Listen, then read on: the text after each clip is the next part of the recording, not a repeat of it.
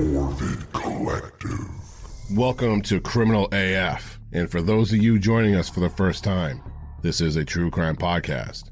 There will be talk of murder, rape, torture, assault, and pretty much any crime that would haunt your nightmares at any given moment. There will be detailed descriptions of said events, and there will be some vulgar language. Like fuck. We understand that Criminal AF is not for everyone, but we just ask that you at least give it a listen. If it's not for you, hey, thanks for checking it out. See ya. But if it is, welcome to the debauchery. In 2014, an 18-year-old Texas man strolled up to a random house and asked the homeowner to call 911. The story that would ensue would shock and repulse even the most seasoned detectives. I'm Dave Jari. I'm Garrett Quarter. And this is Criminal as Fuck.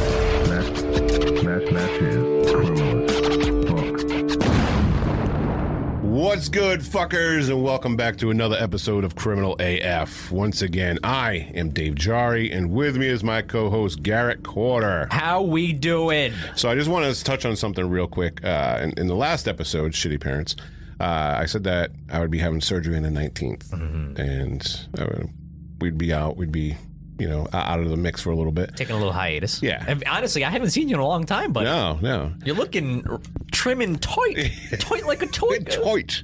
Yeah, I'm getting there. I mean, 20 pounds so far in 2 weeks. Ladies. Yeah. Dave's looking good over here. The little gray fox. I was joking with you earlier. I said I was worried about your head. About my head? Yeah, because I my thought body. you were gonna get skinny out and your head wouldn't shrink, and then it was gonna look crazy. But I will confirm, Dave's head is shrinking, so that's a good thing. There we go. Well, that's always a plus.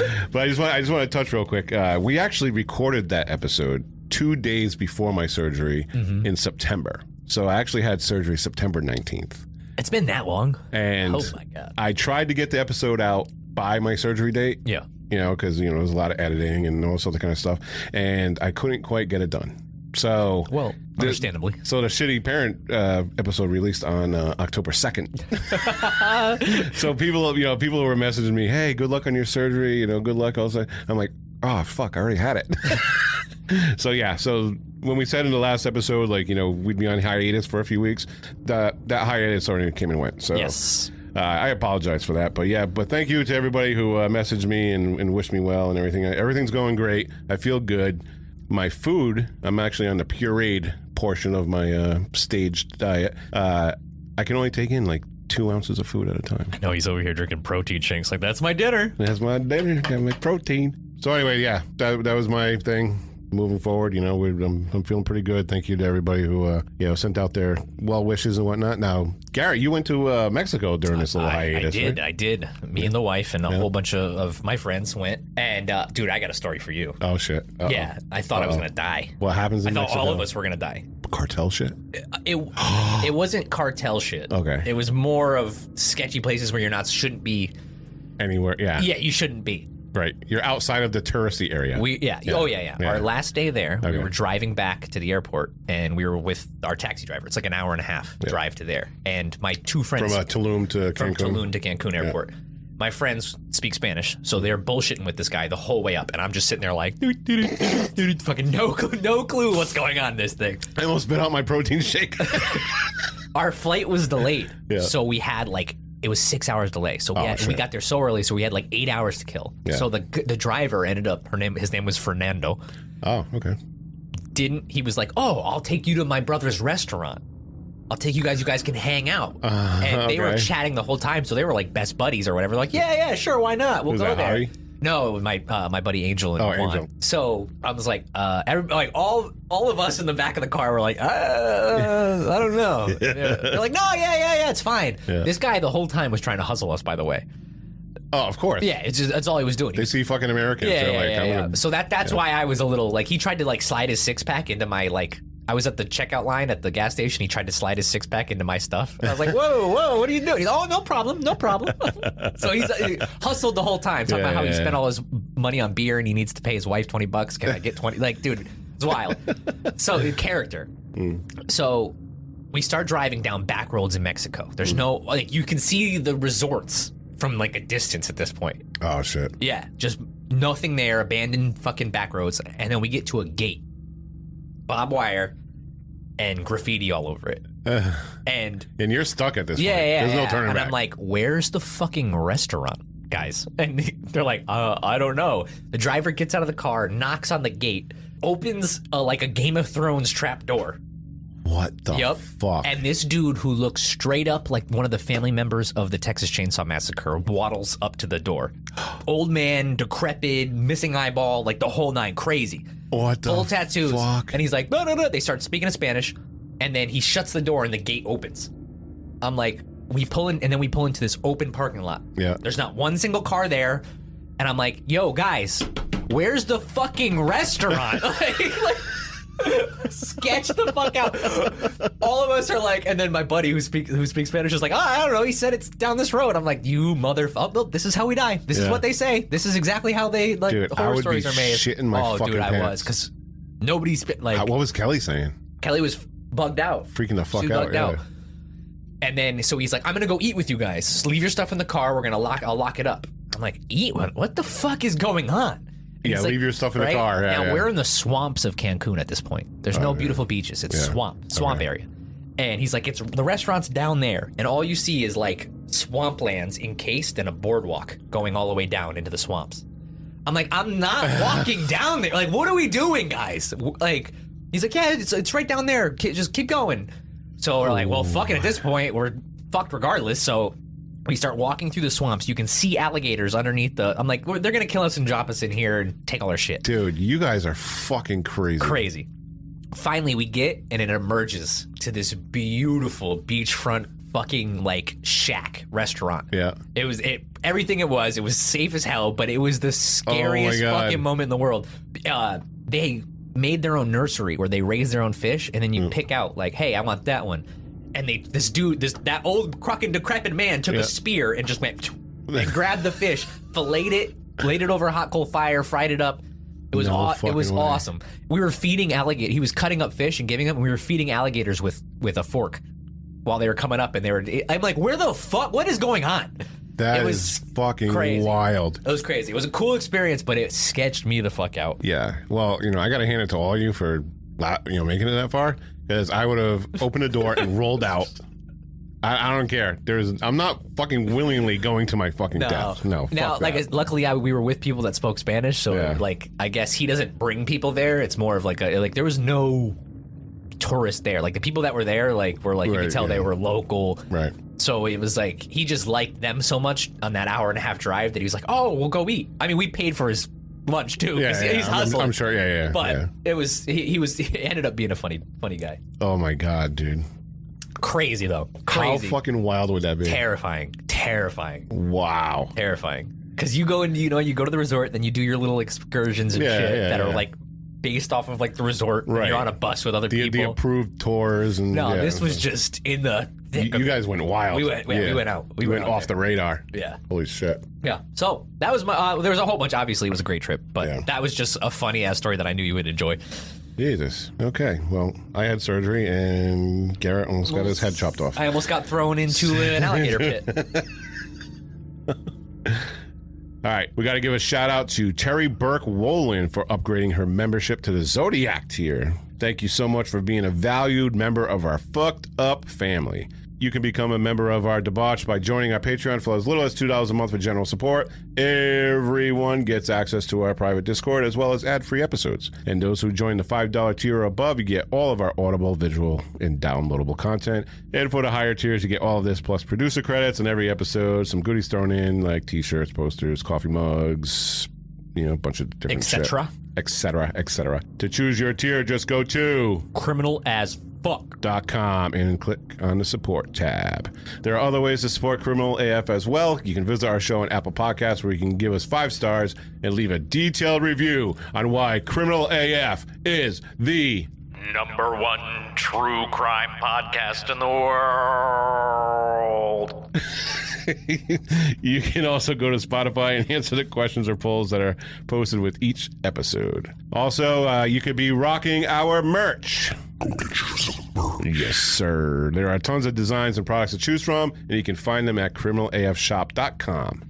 And don't forget about visiting morbidcollective.com, where you'll find an amazing group of independent podcasts that we're pulling together to share and cross-promote each other's shows. So go to morbidcollective.com to check that out.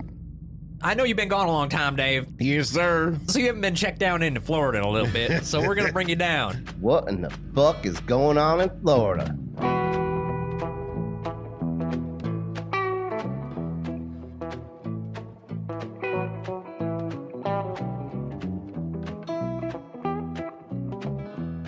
Breaking news! Breaking news! This Florida man takes place in my favorite part of Florida. Okay. The Villages. Oh. And I don't know if we've talked about this on this podcast. I think we have. It sounds familiar. Yeah. It sounds familiar. All right. Florida man faces charges in Villages, black market erectile dysfunctional drug case.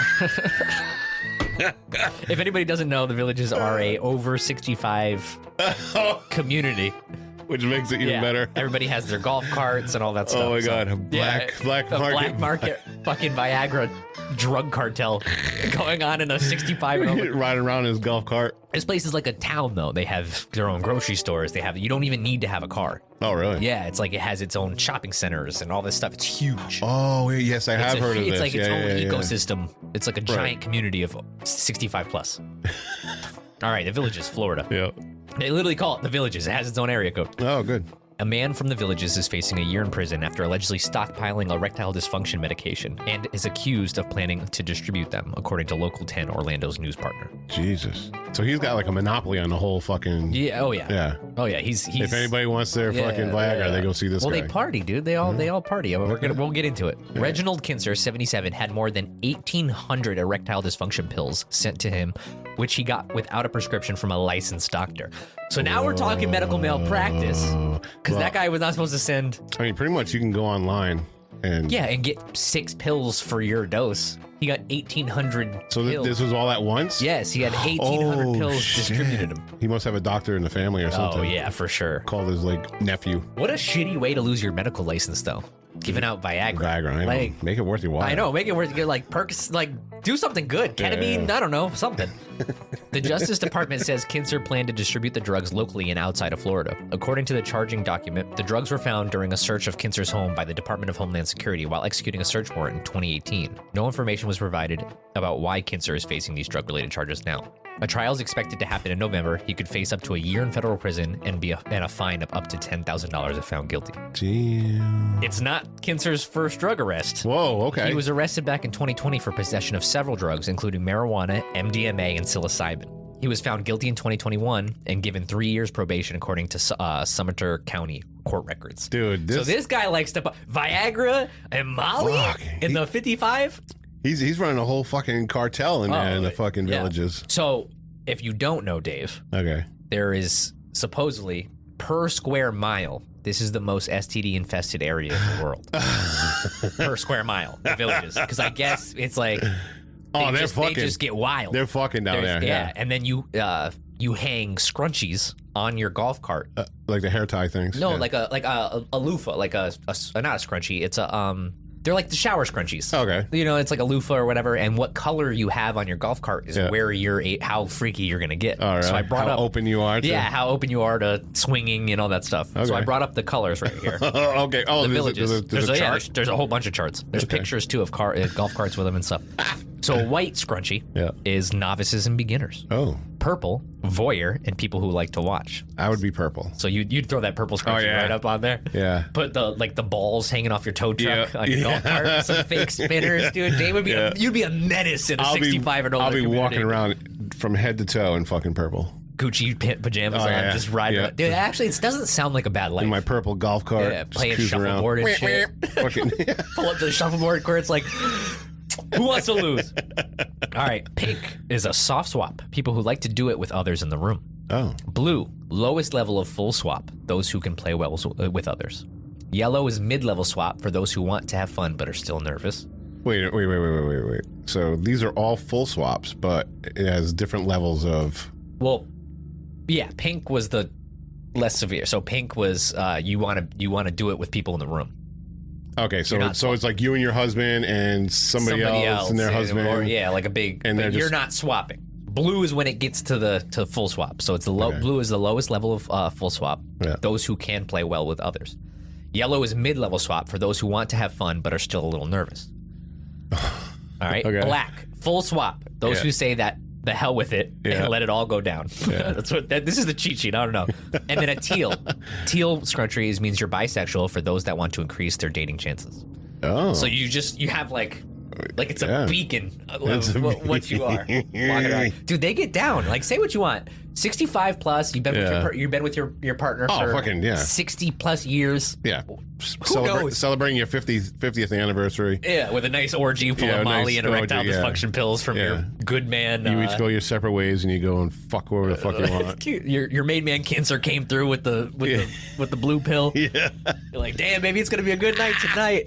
Right after the Elvis Presley impersonator dance at the main hall. Don't forget bingo. Yeah, that just sounds like a great day. Look at bingo. Yeah, we're all fucking right after bingo. Let's go. Bingo at noon, right? Yeah. You got bingo at noon. Yeah. You hit the shuffleboard courts for a little bit. Yeah. Then you got the Elvis impersonation band. Oh yeah, playing don't forget the magician. At 8. It's getting all the girls rowdy. Yeah. They're all. Oh, and Elvis swinging his hips. I was gonna say they're all wet, but nah. no. Maybe a little moist. Maybe. Might be a little moist. A little moist. Yeah. Might need a little help later. Right. And then they just go back and, they meet up with Kinser, grab some blue pills and a couple mollies. Fucking go to bed and start over the next day. Damn, dude. It sounds like a good life. I'm not going to lie. So per capita, per square mile, that is like the densest. The densest area of STD infections. That is fucking wild. You can look that up, too. That's a true fact. I believe it because one of my friends used to work in a nursing home, an old folks home. Yeah. Dude, there's some serious fucking going on there too. Yeah, like people on like the last legs of their lives, they're like they don't give a fuck. No, they don't care. They whip they're their all dicks out. senile and shit. Yeah. You know what's wild too is like CNAs, like the women that work in those nursing homes are assaulted on a daily basis, and they have to deal with it. Every it's like room the they walk only in. job where like you have to just deal with it. You know what? I can't wait to be that age where I can just freely. Hey baby, you want to give me a sponge bath? Yeah. Just grab somebody's tit. You know what I mean? And be like, oh, I'm old. Sorry. Yeah, sorry, I'm old. Sorry. And, and they're like, oh, okay, Mr. Jari. Okay, Mr. Jari. Can you not grab my ass while I'm trying to give you a diaper change? Oh, sorry. Get over here. Sorry. You would be that creepy old man at a nursing home.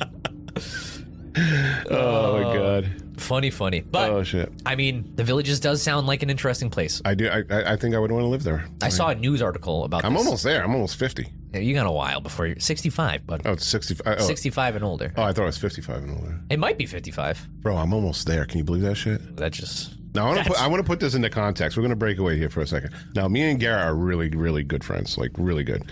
And obviously, we do the show together. We have a good rapport, I think. We have a good, vibe going. Garrett's literally 20 years younger than me. It doesn't feel like it, though. It doesn't feel like it. You got a young heart. Yeah. So, I mean, it's just wild just to think about. You're like... Because, like, when I'm hanging out with you and, like, some of the other guys at work and stuff like that, like, in my head, I'm still fucking, like, 20-something years old. You know what I mean? There's no fucking way I'm almost 50. So, but, like, when you actually sit there and think about it, it's like, fuck. Or you get... I'm going to be getting an AARP card here pretty soon. Yeah, but you hanging out with a whole bunch of people your age, you would just be miserable. Yeah. You'd be like, oh, these guys fucking suck. Yeah. I've always been young at heart. I've always been young. I don't care about your Metamucil fucking intake, dude. Shut up. I want to talk about fart jokes and fucking... I know. Don't. Always, never grow old, folks. Never grow old. Stay young. A young mind is a healthy mind. Very true. Criminal AF will be back after this quick break.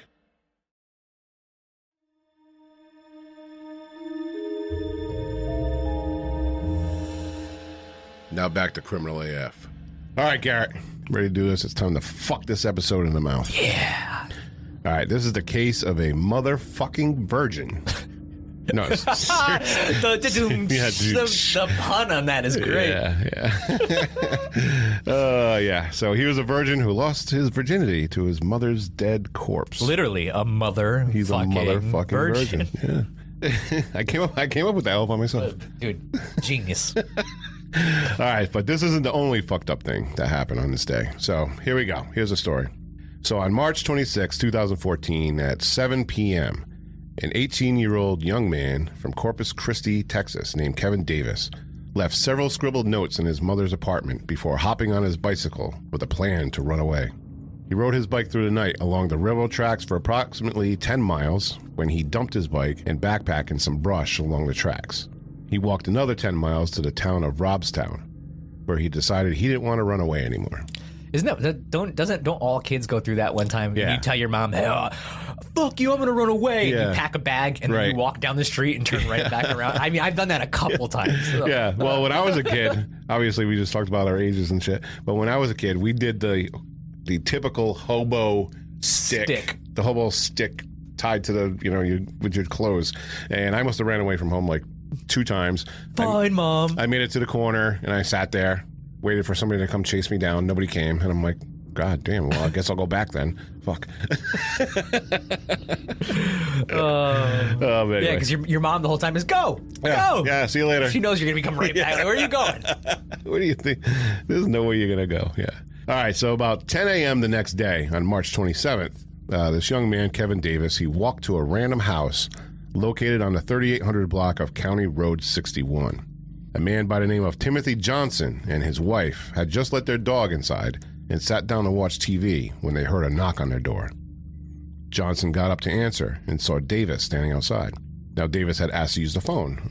Obviously, you have to be a bit cautious, Then when there's a random man standing outside your home. Yeah, I'm not answering that door. Yeah. I'm talking to him through the ring. Well, this is 2014. I know. So. God, thank God for technology. I know. Imagine you had to answer the door back in the day. Fuck, God forbid. Like, I hide behind my couch when somebody comes to my door. I still do that. I still do that as a grown adult. I know. I just wait for him to go away. I stand still. They can't see me. I'm standing still. But anyway, some random dude walks up to your house. I'll call someone for you. Yep. You're not gonna come into my house.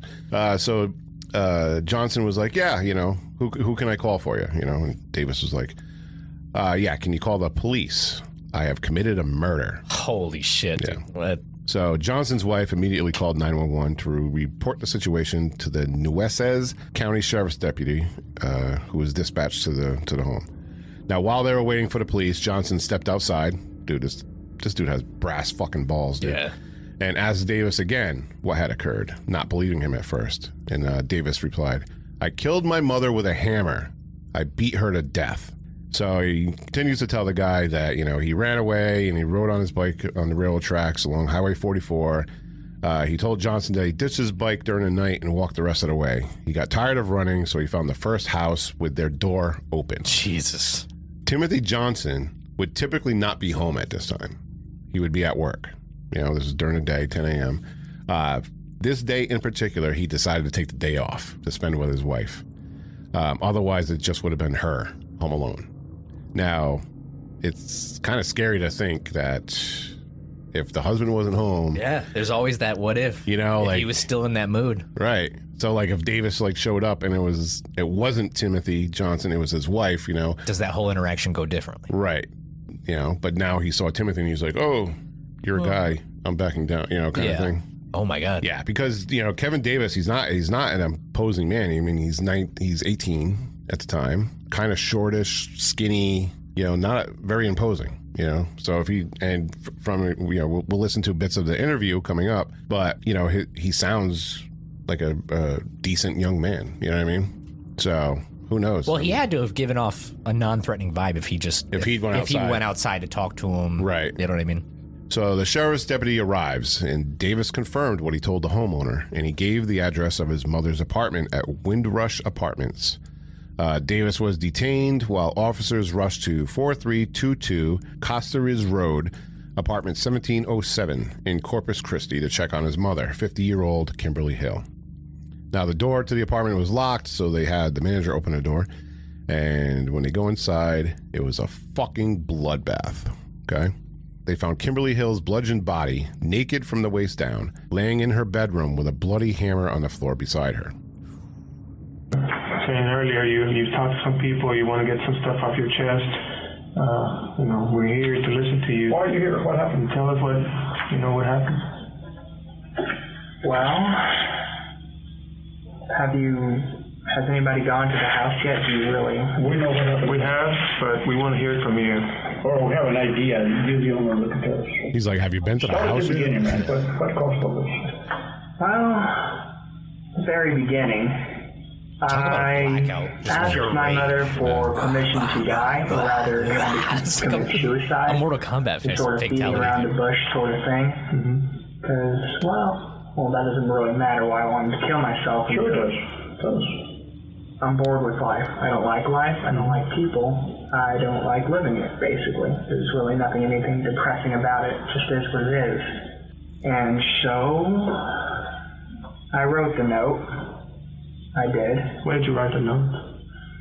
Around 7-ish. Today or yesterday? Yesterday. All right, so now the notes that Davis is talking about, he left behind several notes, I believe 3 or more. And the one they're talking about in particular is one that stated, "Chase me, sorry for the mess, KD." Sorry for the mess is such a like condescending Yeah, end right. of like sorry for the mess. Oh, well, yeah. yeah, haha. Like you're emphasizing like he's proud of how he bludgeoned her body. Yeah. Like he's proud of it. And that right there shows intent to a full degree. Right. So now Kevin Davis, like he was born in December 27th, 1995, but there's not much known about his childhood. He obviously harbored like psychopathic and antisocial tendencies, because as we'll learn, he has zero empathy for what he did. And he'll claim that he felt bad, but his actions, they tell another story. So Davis will claim that the years leading up to this moment, he had become bored with life and that he didn't like anyone or anything about his life. So for whatever reason, he decided to tell his mother that he was going to kill himself, as he stated in the clip. Her response was, well, I'll be sad, but there's nothing I can do to stop you. You're an adult, So, I mean, that's kind of rough coming from a parent, but I mean, we talked a little bit about this before. It's like, how many times did he come up and say he was going to do this? You know what I mean? Yeah. Like when like if you're kids and they come up and they tell you like the same thing 87 times, you're just like, yeah. By 87, you're just like, whatever. Yeah, sure. Yeah, okay. Yeah.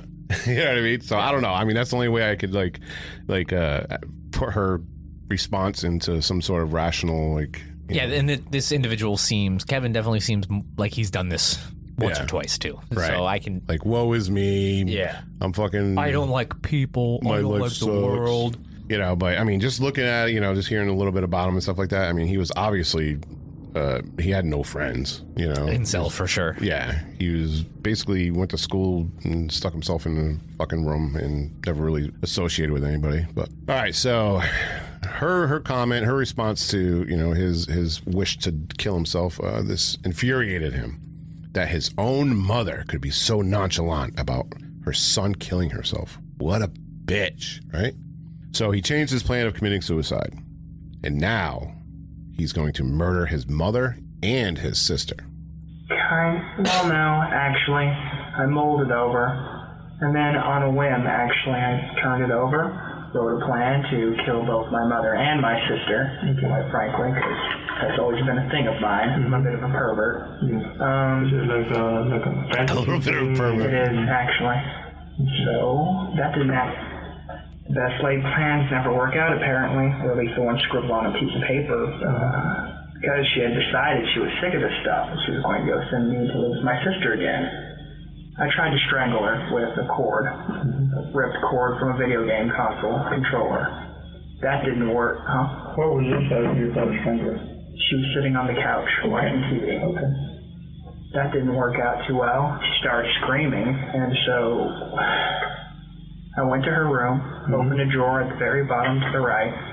I pulled out a hammer. I went back in the living room, and, well, you kind of get the gist from there. And, she was out pretty quickly. Kind of tried to play dead at first, but then I finished it. Did you hit her with a hammer when she was sitting in the sofa in the living room? No, first I tried to strangle her, and that didn't work. She grabbed the cord, so I raced back into her room, grabbed the hammer, came back out, and then did it. How many times did you hit with a hammer in the living room? At least 20. But then she was still alive. I dragged her into the room, as you probably clearly saw. And then I kind of formed my hands into her brain to kind of just cut it She was still snoring. Bro, Holy crap. there's a lot to unpack in this little Holy fucking clip. crap. How nonchalant he is.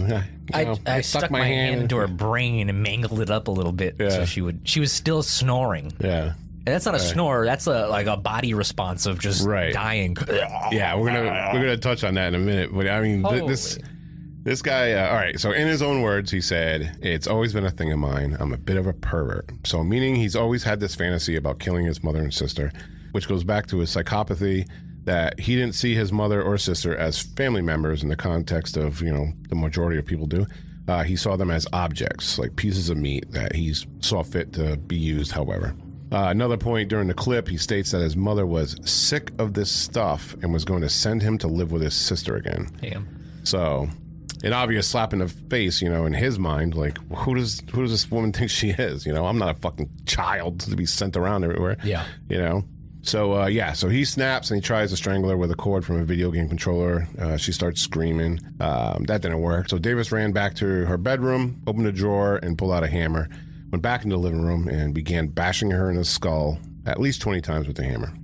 She was still alive as he dragged her into the bedroom. And there, as he said, he stuck his hand inside her crushed skull and tried to mash her brain because she was still snoring.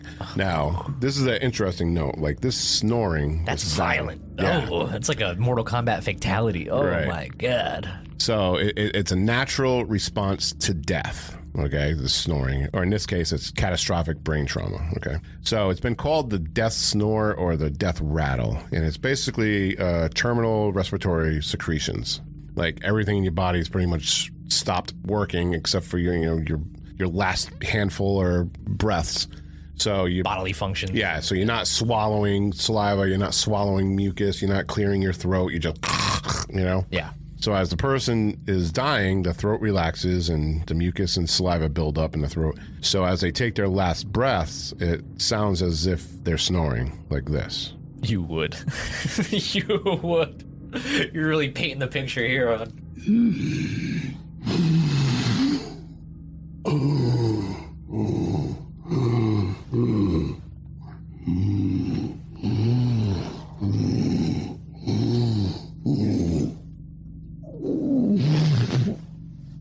That's when you reached in and grabbed the brain? Yeah, I kicked at it a bit. Then I just, that was kind of silly, but then I just decided to reach in and kind of just do it. So he would later tell detectives that her brain felt like putty. And even though he originally told detectives that he didn't use a knife on his mother, Davis did grab a knife and stuck it inside his mother's skull as his first attempt to scramble her brains. Damn, Dave, you really had to add the audio of somebody taking their last breath. Dude, you're really painting the picture here at Criminal AF. I like it. We're thorough. I like it. Dude, that's probably that's like a perfect description of just blind rage. To just stick your hand in an open skull and just mangle it up. That brains. is just that's like you can almost paint that picture. You can see him doing it out of just pure anger. Right. Holy shit. Well, I think at this point, I mean, it's a cross between anger and curiosity, I think. Yeah. It's like, oh, there's her brain hanging out of her fucking head. Let me grab it and mush it around, and it's like whatever. All right, so this is where they talk about the knife. And there was some blood in the knife, but you said you never used it? I guess just blood just from where you grabbed it around the... Oh, that knife. Actually, I used that to stir her brains up a little, and that didn't really work out, so I just that one. decided to delve on in. Did you do that in the living room or the bedroom? Because we found that it wasn't in the bedroom. I may have started out. Yeah, actually, I used a knife in the living room, and then didn't I take it with me? So her brains were already kind of coming out in the living room when you dragged her? Yes, but she was still snoring like a baby, and so I just kind of dragged her. This dude, wow.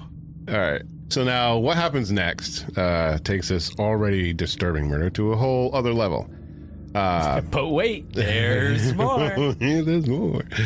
When detectives asked Davis what he did after this, he matter-of-factly replied, Then I had sex with her corpse. You did? Did you come inside? So not. I did, actually. Have you ever done that before, like that sex with her? No, I haven't, actually. This is just the first time? Oh, yeah, I lost my virginity to a corpse. Okay. Did you change in the bathroom? I did. Wait, I took a bath before then. My penis really, well, that's a little personal, but yeah, I needed to clean it off, and so, and then I changed. Yeah. Okay. Bro. So nonchalant. Oh, yeah. Oh, my penis was a little dirty. Yeah. I had that corpse dick. Yeah. Had my... Oh, dude, you can't even say it. I'm not gonna say it. If everybody watched, I'm sitting here. He went. I know what he was gonna say, and he just gave up. Like he looked defeated when he was gonna say it. Holy crap! Oh, this is horrible. Oh, this is awful. So Davis had told detectives that he's had violent thoughts since his preteens, and the idea of killing his mother and sister had been in his head for quite a while. How about your sister? What's your sister's name? Desiree Hill. Is she okay? She is okay. Yeah. Okay. Where does she live? At an apartment actually very near here. That big kind of Hispanic thing. I mean, like Spanish-looking building. Mm-hmm. It's an old apartment complex with a code. Was it a fantasy of yours to kill her as well? It and was. Did you write down that on your note? Oh, I did actually, but I decided against it because, well, I had my fill of killing, and I didn't. Seemed a little much. Mm-hmm. A little too excessive, yeah. I had my fill. Wow. This, ladies and gentlemen, is what we call post-nut clarity. Guys, you know what I'm talking about. Get off of me. Yeah. So, your hormones are raging. It makes you think and do things that you wouldn't normally do. And then once you nut, you're like, shit. What the fuck did I do? What the fuck happened? Fuck, I wish I didn't do that. You paused the porn this front. Like, you're like, oh, what? You look back up. You're like, God damn, what the fuck is wrong with me? Yeah. Oh my God. Yeah, that's definitely post-nut clarity. So if he would have not ran away, if he just would have like hung around or whatever, eventually those hormones would have came back and he probably would have finished the deal. So now instead of killing his sister Desiree, he did leave her a note to mess with her head. How many notes did you write? 3. 3. There was one in the living room. Yeah. And that one was addressed to who? Desiree, my sister, because I knew she's a good girl, but rather sensitive. I knew she would lose her head if she kind of saw that. Do you remember what the note said? Keep your head. Hurry. She might still be alive, although I highly doubt it in parentheses. Mm-hmm. Something along those lines. Yeah, sincerely. But when you wrote the note, you knew your mom was already dead. Oh, yeah, I knew it. You know, Were you just messing with Desiree by writing that she might still be alive? Yeah, in my sick sense of humor, Okay. I was pretty well off my rocker by then. You think? All right. So he's leaving one to taunt the police. He left another to taunt his sister. Like, hurry, she might still be alive. Probably not. Ha ha ha. Knowing damn well that she's. Oh, yeah. Her brains are scrambled outside of her fucking skull. Yeah. A short time later, Kevin wrote the other note, this daring the police to chase him. He describes himself as being in a playful mood at this point, and this is when he decided to make a run and ultimately ended up at Timothy Johnson's house. And then there's a second note in your mom's bedroom. What did that one say? Do you remember? Chase me. Was that addressed to the police or? I was in a very playful mood at the time. This guy's out here new I boot just wanted to goofing. run. Yeah. Fucking Just wanted to He see just how far I could got get. laid, He's feeling good. He's in a good So mood. what? Jesus. Your plan was to leave town. The lack of emotion. Yeah. Or what? According to one of the notes that you wrote. Oh yes, But actually, yeah, bus, the Greyhound bus. I was gonna try to get out of the state or anything really. But I guess something else happened. You ended up at somebody's house. I told you my plan was foiled because she talked to me. She said my sister's gonna come pick me up now, like in a few minutes.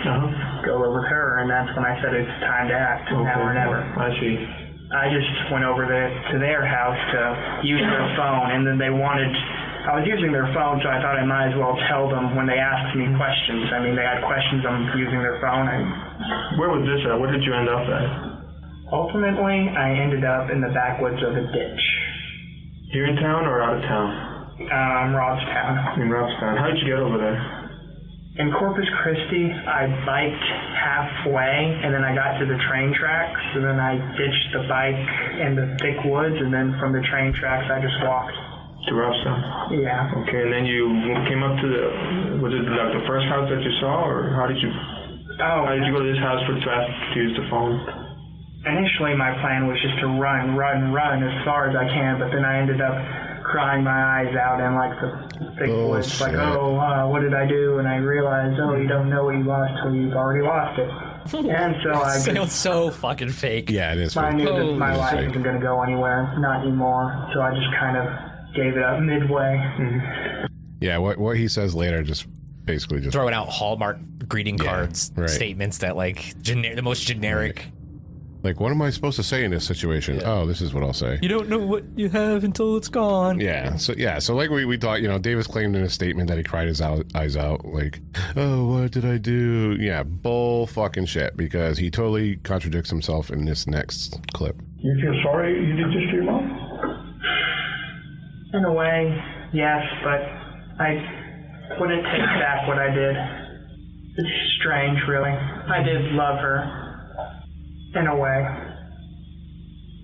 Yeah, in a way. Okay. In a way. In a way, enough to have sex with her. Now, as investigators, you need to try to establish a motive. And right now, the motive is Kimberly Hill didn't seem to care that Davis was going to kill himself and threatened to send him to live with his sister. But you want to try and paint a bigger picture. Like, was she physically abusive? Did she emotionally emasculate him as a child? Like, what did she do to drive her son to this drastic and horrific decision? In short, apparently nothing. Can she be mean to you? Oh, no, she's been the best mother. Okay, so is nothing that she did? Oh, absolutely nothing, no. If I was to ask you, what did she do to deserve this, what would you answer? Absolutely nothing. I'm a cruel, disgusting person. Yeah, basically. How did you come up with the idea to kill her and have sex with her? How did I come up with it? Yeah, with it. It's been a developing idea in my brain. But you haven't gotten ideas from games or videos, or you're not into some of those dark games? Some things inspired me, but they did not necessarily plant the seed. You get me? They didn't plant the seed, but they did egg me on, rather, I guess. Is that the books you've been reading? Not necessarily. I watched them. I recently got into watching some foreign movies, creepy stuff, not necessarily mainstream horror, the kind of stuff that you keep away from. Despite how I ended her life, I'm kind of more fascinated by the more artistic ways of murder, a meticulous manner, the way they cut them open, just sliced them to pieces. Such care, such love. And what the fuck? But see, like, listening to his interview, you can tell. I'll argue that even the whole seed that he planted in the beginning about, she didn't care that I wanted to kill him. That's all made up too. Right. He just added that because he's trying to, like, you can see the sociopath in him where he's trying to like make it. But he's changing his story. So right. Yeah. He's basically telling the detectives a story, which is matter of fact. But when it comes to him, he's telling them what he thinks they want to hear. Yeah, you can tell it's all just he's going through a checklist. Right.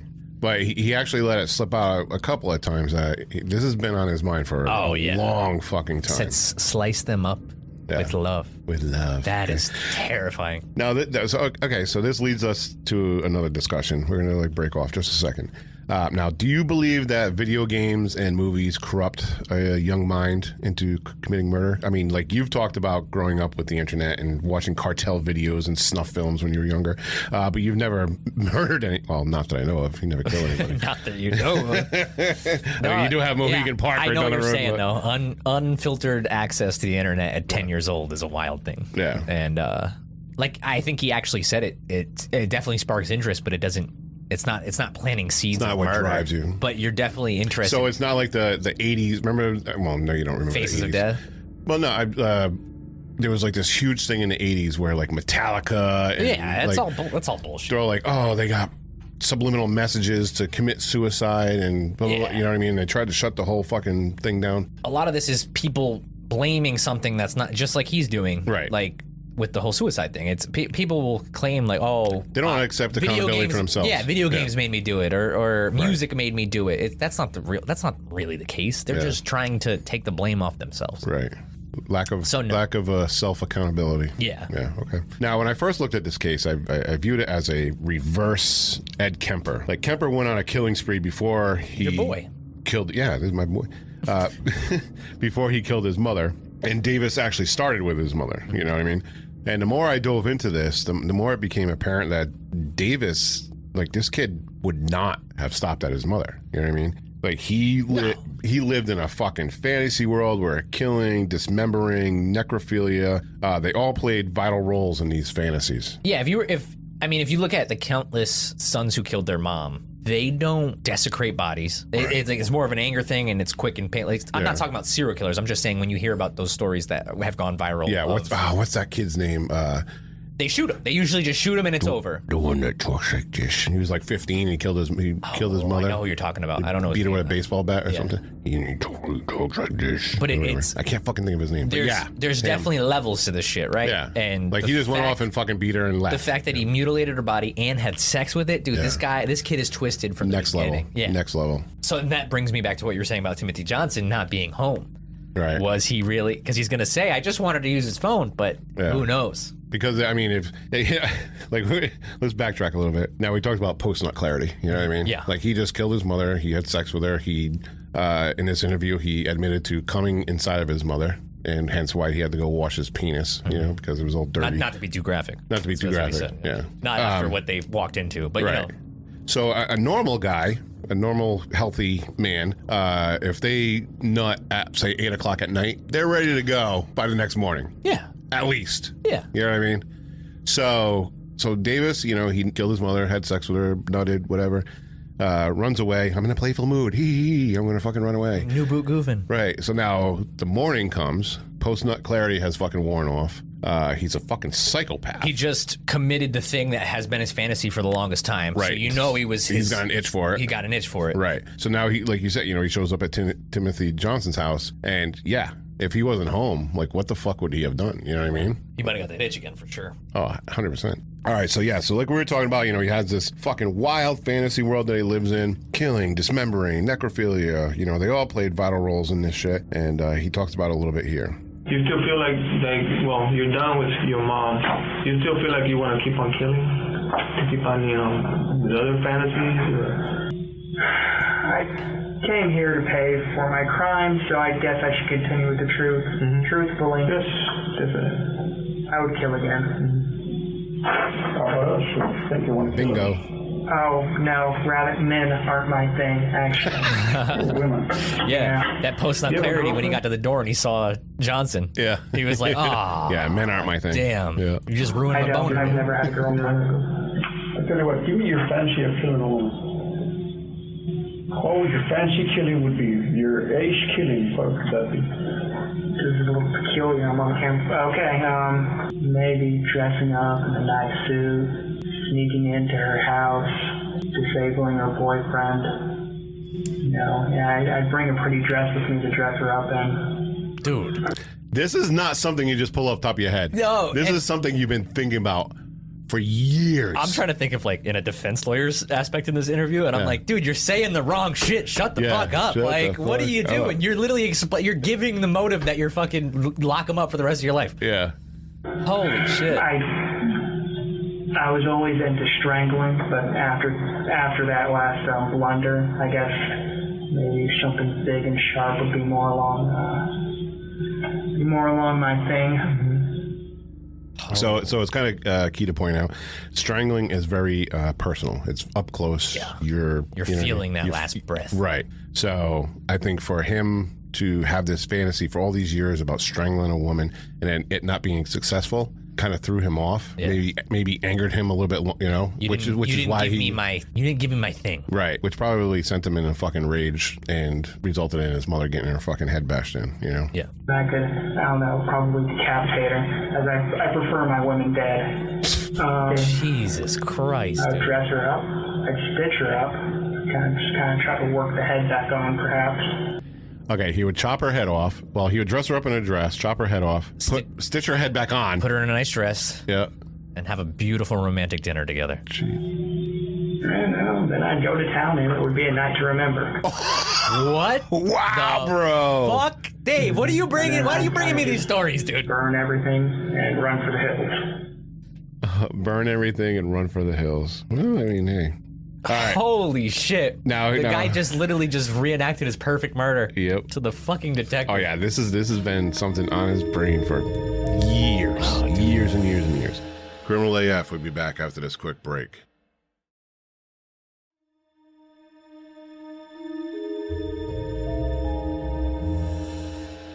Now back to Criminal AF. All right, so before the interview ended, this is where it's going to get. This is going to get good. Before the interview ended, the detectives, they wanted to clarify what Davis meant by saying he lost his virginity to a corpse. Like, you know, were there others? But, you know, I'm going to let this clip play out. And what we learn, his mother was, in fact, not the first dead body that Davis has had sex with. This is fucking wild. You mentioned that you lost your virginity to a corpse. Yeah. Can you tell a little bit about that? What happened? Oh, well, just last night, my mother. Yeah. Okay, not somebody else. You're talking about your mom. Yes. Okay, so before that, you had never had sex. Here it is. Well, I guess since I'm being quiet about it, I might as well tell you now. Yeah, and it's on the note too, the PS part. We used to have a gray cat named Claire. Oh yeah, bestiality is a thing of mine too.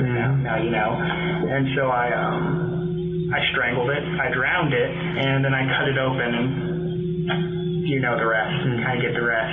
You had sex with the cat, the dead cat.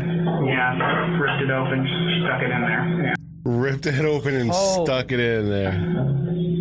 So that your thing, having sex with a live person, that doesn't turn you on. It's dead thing, dead person, dead animals. That's what turns you on. I don't necessarily mind. I don't have standards or morals. Body's a body, and in the end, it's a piece of meat. I guess it's harsh to say, but no, I don't necessarily mind. Dude. I'm speechless. What the fuck? Like, okay, now this just brings up. This kid is a complete lunatic, and thank God he. I mean, it's sad about his mother, but at least he wasn't out there for like. You know what I mean? Like he wasn't a predator for years and rack up those bodies, and because this is clearly was going to turn into a 10+ absolutely murderer. 100%. So it kind of like brings it back to like, you know, when he told his mother that he was going to kill himself, and she's just like, sorry, whatever. That's what. Maybe she should have been like, yeah, do it. Right. Holy. Right, because I'm sure, like, and we talked about what led up to this, like what experiences did the mother have with this dude, where she's come to the point and be like, hey, you do it, it is what it is. Obviously, the mother must have known that fucking Mr. fucking Mittens fucking disappeared, and you know what I mean? Oh man, like what happened to Mr. Mittens? And I don't know. Holy. So there's been signs. There's definitely been signs. Yeah. Now this whole thing makes sense in the beginning of the story too. Once you get this far down. Yep. So initially, Kevin Davis, he pled not guilty to the charges, even though he had fully confessed to the murder. This is possibly to use as an insanity defense, even though he told detectives that he was 100% sane. Did you ever tell anybody else what your plans were? That what you wanted to do, your mom or your sister? No, but over the years there were hints. As a younger boy, I was a lot dumber, a lot more angsty. I said things, but I guess they basically brushed it off. I guess the hints were everywhere, but they're my family. Family looks past that kind hints of stuff, or they try to not look at it. I guess. I'm not mentally disturbed. I mean, I'm sane. I know exactly what I did. I know that it's wrong. The defensive lawyer in me is like, shut the fuck up. It was just a fantasy you had, and you had to carry it out. Yeah. Not yet. Now I feel vaguely, kind of like I'm done. You know what's so interesting? Yeah. I'm like, also if you look at it for like we were just saying, like I'm like, yo, shut up. But at the same time, this is right here with him and that detective. This is years and years of needed therapy. Right. Expressed. He already committed the crime. He knows he's done for life. Yeah. So he's probably held on to this for so long. So it probably feels amazing to him to just talk about a little bit that's going on in his mind. So like the average person's like, yo, what the fuck? What are you doing? Yeah. But at the same time, you can see where He needs to get this off. He's talked to nobody about these things ever. I know, and now these like, and this is like a whole thing with like, you know, psychopaths and all that, you know, serial killers, whatever. Like once they get caught and they start like spilling, you know, it's almost like you do it to get the reaction off of something. You know what I mean? So if you're talking about, you know, fucking ripping a cat open and sticking your dick inside of it, you know what I mean? It's kind of like you're reliving the moment, but also you're feeding off of that crazy energy. Right. You know what I mean? I don't know if that makes sense, but yeah, no, I mean what you're saying. You're getting that person's reaction, and you're like, yeah, you like that, right? You like that, right? I do it sometimes. I say fucked up shit just to get people's reactions. Yeah, I know you do. All right, so a psychiatrist evaluated Davis and determined that he did have an antisocial personality disorder. However, the doctor also added that Kevin knew full well the difference between right and wrong when he killed his mother, and so there was no medical reasoning or explanation behind his actions.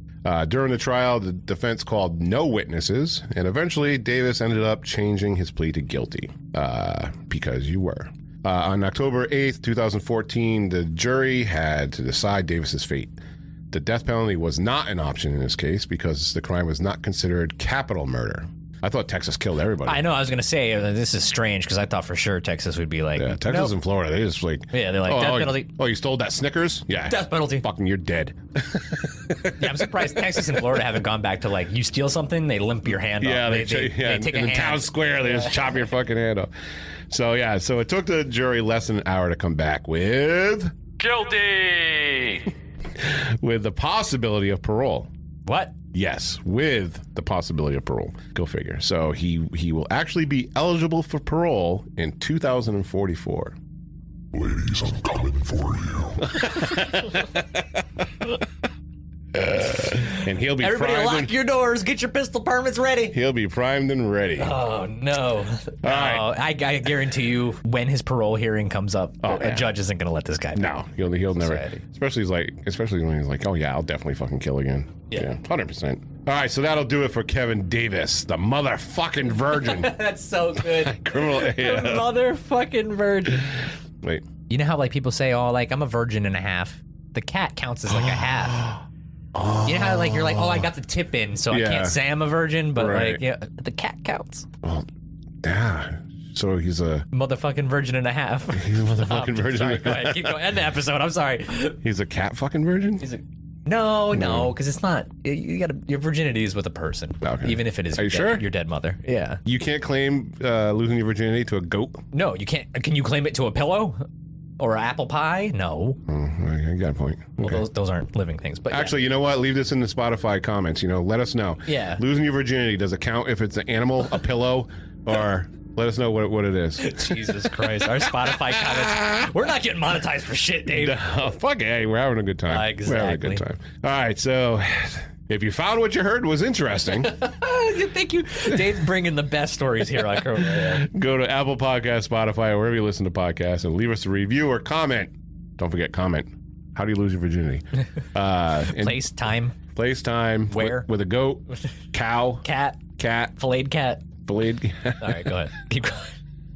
A fish. Actually, but this brings it up. Did you ever go to a petting zoo? Yeah, of course. Okay, and you know how like you can where is this going? You can feed the baby goats like the bottle. Yep. And there's like on the yeah. Did you ever think? No, like, stop. No, dude, you never thought that? Oh no. At least cross your mind once. Of course, it crosses your mind, but you're like, ugh. The goat's just lipping. He's just lipping. Yeah, he's like mowing around. All right, that just went a step too far. All right, so oh no. Don't forget, you can become one of the debauched by joining our Patreon for as little as $2 a month for general support. Everyone gets ad-free episodes and access to our Discord. Those who join the $5 tier or above get all of our Audible video downloadable content, and for the higher tiers, you get all of this, plus some goodies and producer credits. Just go to criminalasfuck.com, where you can find the links to our support, socials, merchandise, reviews, and more. Take us out, Garrett. Signing off from Studio Chloroform. Keep your head on a swivel and stay safe till next time. See ya. Now give me our theme music. Executive producers for this episode are Christine Rivera, Beth Davis, Dusty J. Hicks, and Terry Burke-Woolen. Associate producers are Paul Hodge, Courtney Seddon, Tara Mazer, Chantel Dackett, Jay Rawlings, and Laura Shin. Producers are J.D., Ashley O'Connor, Elizabeth +4, Trent Gobble, Devin Dean, Lissa Perello, Alicia Knight, Maria Celine, Chris Owen, Justin Ware, and Emily White. Research and documentation by Chris Owen. Be sure to follow us on all of our socials at Criminal AF Pod. And to get all of your Criminal AF merch, visit criminalafshop.com.